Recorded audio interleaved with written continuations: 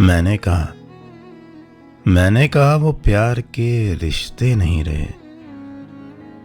कहने लगी कि तुम भी तो वैसे नहीं रहे।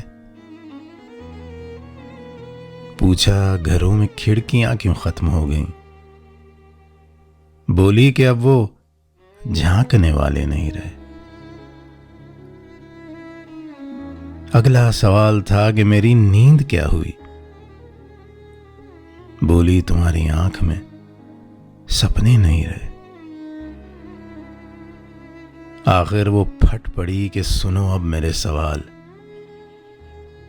क्या सच नहीं कि तुम भी किसी के नहीं रहे। अब मुद्दतों के बाद ये आए हो देखने कितने चिराग हैं अभी, कितने नहीं रहे।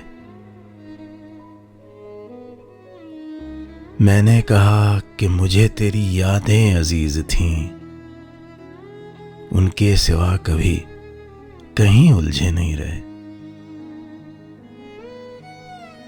क्या ये बहुत नहीं कि तेरी याद के चिराग इतने जले कि मुझ में अंधेरे नहीं रहे।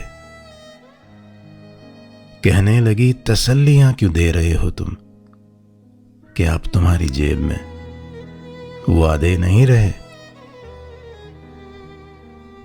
मैंने कहा जो हो सके करना हमें मुआफ।